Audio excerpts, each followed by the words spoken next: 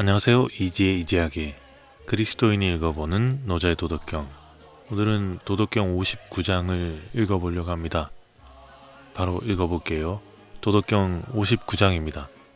사람을 다스리고 하늘을 섬기는 일에는 인색함만한 것이 없다.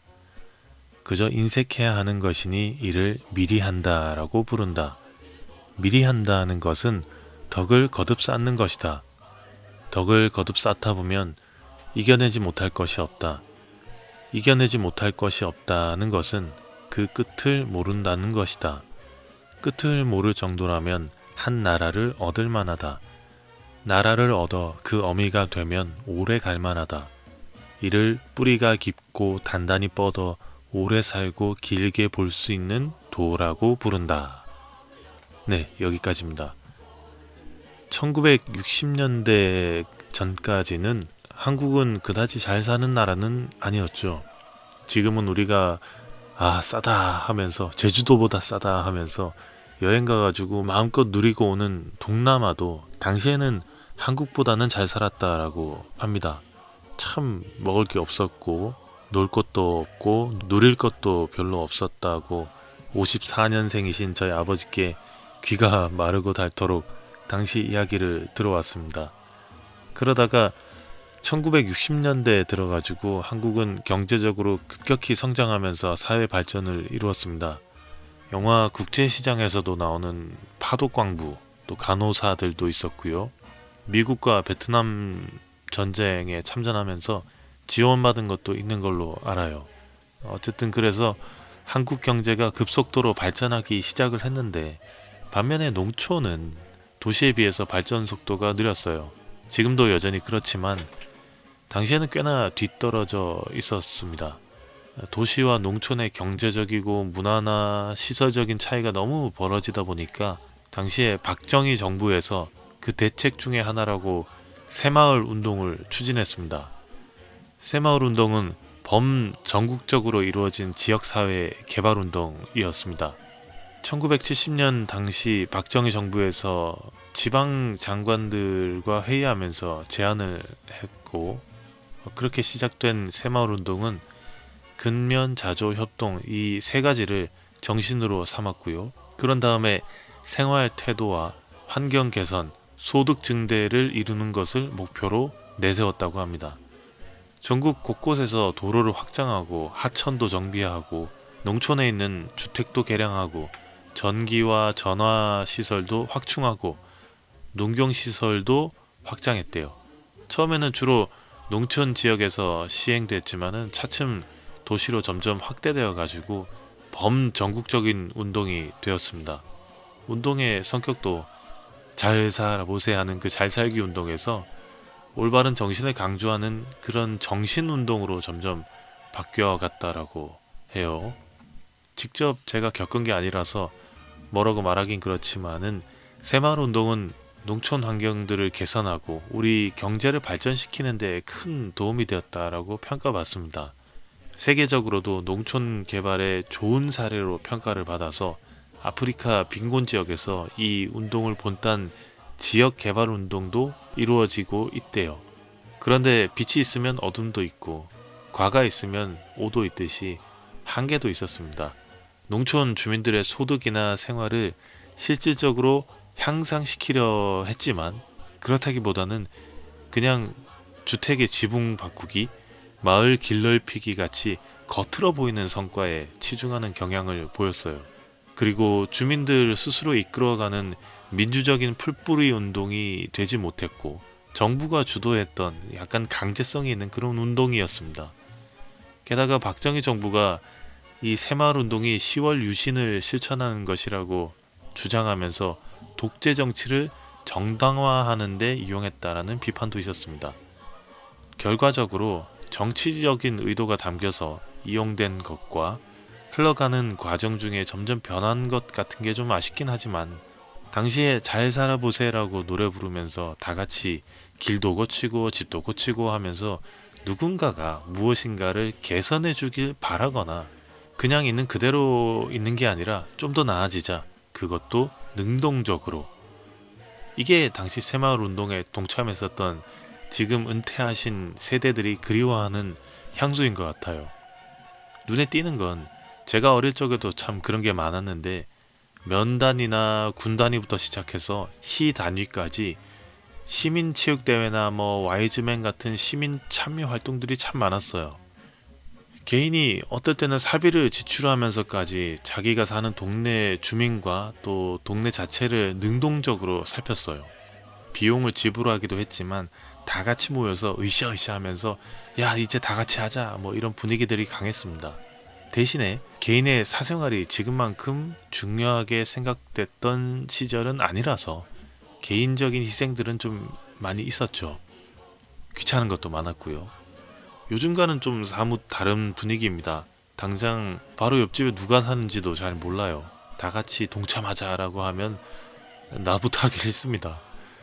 개인의 사생활이 더 중요해진 것 외에도 여러 가지 이유들이 있겠지만 한편으로 생각해보면 돈과 무관심이 만든 분위기인 것 같기도 해요. 무슨 말이냐면 누구에게 무슨 일이 생겼다라고 하면 동네 사람들이 일부를 제외하고는 너나 할 것 없이 도와주기도 하고 같이 있어주기도 하면서 같이 있는 그런 분위기가 좀 더 강했던 것 같은데 지금은 되게 간편해요. 축의금이든 조의금이든 띡 하고 메시지로 문장 몇 글자와 함께 보내면 그걸로 끝입니다. 생활 편의적으로도 참 손쉽게 많은 걸 접할 수 있게 되어서 좋기는 한데 굳이 아끼지 않아도 약간의 비용만 지불을 하면 웬만한 건 해결됩니다. 사람을 뽑는 것도 해고하는 것도 비대면으로 가능하고요. 친구도 부모도 비용을 지불하면 지불한 시간만큼이기는 하지만 잠깐이라도 친구나 부모가 생깁니다. 맺는 것도 쉽고요. 끊어내는 것도 쉽습니다. 만드는 것도 쉽고 없애는 건 더 쉬워졌어요. 굳이 내가 살피지 않아도 비용만 지불하면 어지간한 귀찮은 건 해결됩니다. 요양병원이나 요양원, 간호통합병동 같은 질 좋은 서비스 역시 마찬가지 같아요. 어쩔 수 없는 경우 때문에 생겨난 것이긴 하지만은 그 형태를 잘 들여다보면은 내 생활을 번거롭게 하는 걸 비용을 지불하면서 그 번거로움을 덜어낼 수 있다라는 장점 아닌 장점 같은 장점도 있어요. 교육도 마찬가지인 것 같아요. 학교와 학원 이런 시스템이 있어서 참 좋아요. 그런데 내가 내 자식과 얼굴 마주대고 불키기도 하고 대립하기도 하면서 어쨌거나 저쨌거나 그래도 죽어도 맞춰가 보자라는 그런 게 없어지는 그런 단점 아닌 단점 같은 단점들도 있습니다. 요지는 내가 직접 대면하면서 고민해보고 또 고민해보는, 생각해보고 또 생각해보는 그런 기회들이 많이 없어졌다라는 거죠. 직접 대면해서 지지고 볶고 아주 난리 나고 울기도 하지만 웃기도 하는 그런 부대껴 보면서 서로 사람 냄새 풍겨나는 그런 사회상이 점점 사라지고 있어요. 편하긴 해요. 편하긴 한데 어떤 면에서는 굉장히 슬픕니다. 가만히 무엇인가를 응시하면서 지켜보는 게 없어지고 있고요. 기다리는 게 없어지고 있어요. 지긋함도 없어졌고요. 수시로 살펴보는 그런 정성과 진심도 없어졌습니다. 교회는 어떨까요? 적지 않은 경우에 크게 다르다라고 할 수는 없을 것 같습니다. 많은 교회 형태들이 예배와 교회 생활은 서비스가 됐고요. 헌금은 교회 생활의 복지를 위한 언젠가는 어떤 형태로든 다시 돌려받아야 하는 세금이 됐어요. 찬양은 공연이 되었고요. 기도는 내 소원을 이루어주는 진리를 찾는 시간이 되었습니다. 같이 머리 맞대고 어떻게 하면 좋을지 논의하기보다는 비용을 지불하고 외주를 주는 시스템도 있습니다. 수고하기 싫어졌어요. 생각해보면 종교개혁이 일어나기 전에 당시 교회에서 땡그랑 하면서 헌금함에 동전이 떨어지는 소리가 나면 그 소리와 함께 고인은 연옥에서 천국으로 승천한다라고 말하던 때와 지금이 그렇게 다른 게 무엇일까 싶어요.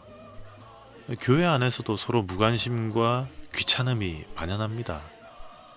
수고하지 않으면 어떻게 형제를 사랑하나 옛날에 그런 찬양이 있었는데 수고를 하기 싫어졌어요. 노자는 말합니다. 사람을 다스리고 하늘을 섬기는 일에는 인색함 만한 것이 없다. 그저 인색해야 하는 것이니 이를 미리 한다고 부른다. 미리 한다는 것은 덕을 거듭 쌓는 것이다. 덕을 거듭 쌓다 보면 이겨내지 못할 것이 없다. 이겨내지 못할 것이 없다는 것은 그 끝을 모른다는 것이다. 끝을 모를 정도로 하면 한 나라를 얻을 만하다.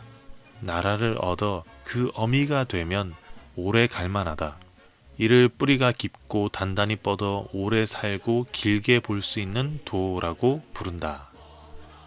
여기서 포인트는 인색함인데 왕필의 말에 따르면 여기서 말하는 인색함은 농부입니다. 농부와 농부가 하는 일을 말합니다. 농부가 농사를 지을 때는 휴일이 따로 없죠. 거두기 전까지는 부지런히 매일 살핍니다. 싹이 났나 안 났나, 잡초가 났나 안 났나, 병이 들었나 안 들었나, 문제가 있나 없나, 매일같이 쉬지 않고 계속 살피고 그걸 생각하는 그런 자세인 거예요. 매일 살피니까 때에 따라서 필요한 게 있으면 미리미리 다 준비해놓고 미리미리 다 해놓죠. 다 해놓으니까 다 예비되어 있습니다. 다 예비되어 있으니까 어디서부터 어디까지 준비가 되어 있는지, 얼마나 준비가 되어 있는 건지 그 끝을 모르겠어요. 이런 정성이면 나라를 얻어서 나라 전체의 부모가 될 만하다. 그렇게 본 거죠. 성경에서는 이렇게 말했습니다. 신명기 26장 12절 말씀입니다. 셋째 해 곧 11조를 드리는 해에 네 모든 소산의 11조 내기를 마친 후에 그것을 레위인과 객과 고아와 과부에게 주어 네 성읍 안에서 먹고 배부르게 하라. 마태복음 9장 35절에서 38절 말씀에서는 또 이렇게 나와 있습니다.